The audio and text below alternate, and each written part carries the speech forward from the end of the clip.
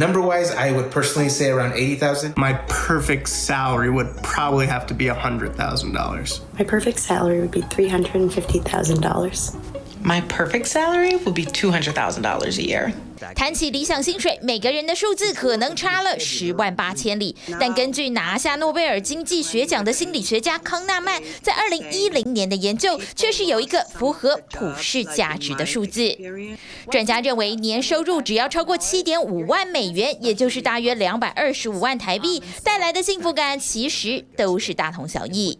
When people hear that $75,000 number, they're like, well, is that really true? You know, should it be adjusted for 2020 inflation? Or if I live in San Francisco or New York versus like Iowa or something. But the research really suggests that it might tweak around a little, the new number, but it's not going to be that different. It's not going to suddenly turn into $2 million that you need to be happier. 专家坦诚，没有钱确实万万不能，但薪水会因为好还要更好的心理，导致不论多高都会觉得实在不够用。I'm reminded of a study that asks people, how much more money do you need to be a lot happier? And no matter how much people made, they always named a number that was a little higher than what they had. And so it just made me realize that we're just always wanting more, and we would never really be satisfied with a particular number, even if we thought we did.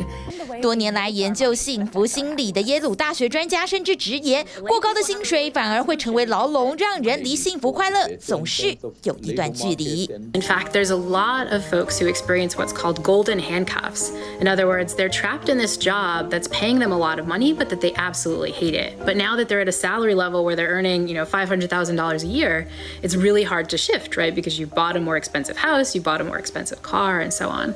What the research shows is that if you really want to be happy with your job, you shouldn't focus on salary. You should focus on whether the job is meeting what we often call your own signature strengths. 而且专家强调，所谓高处不胜寒，并不是吃不到葡萄说葡萄酸。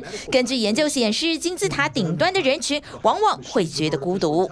One of the reasons having a lot of money doesn't make us happy is that being really rich tends to be incredibly challenging for your social relationships. And that can create enormous stresses where the people who don't have the money feel shamed, the people who do have the money feel kind of icky about it. How do you split the check and so on? And these kinds of stresses sound, like you could kind of make fun of them, like, oh, I would, there's stresses that I would love to have. I'd love to be a bazillionaire and, deal with the stresses of how my family would react to that. But in practice, if you look at the rich people, they often feel incredibly isolated and incredibly lonely. 信用卡支付处理公司的执行长普莱斯也曾经年收入超过100万美元，但在2015年，他自愿缩减90%的薪资，让公司员工的薪水至少7万美元起跳，自己改领最低薪资。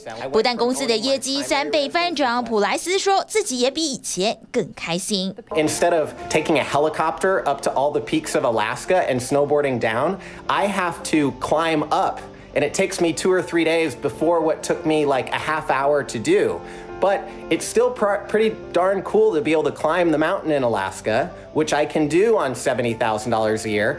专家强调，不要把薪资跟成功画上等号，也是创造理想薪水的重要观念。We do have this fantasy that more money, more success, and more things will give us that ultimate sense of happiness. 比起薪水的高低，怎么花手上的钱才是掌握幸福感的关键。专家建议用金钱创造各种像是旅游、社交等等能带来快乐以及幸福的体验，而不是陷入社交网站的攀比陷阱，才能让薪水创造更大的价值，让每份收入真正成为完美的薪水。TVBS 新闻综合报道。想看最完整的新闻内容，记得下载TVBS 新闻网 APP。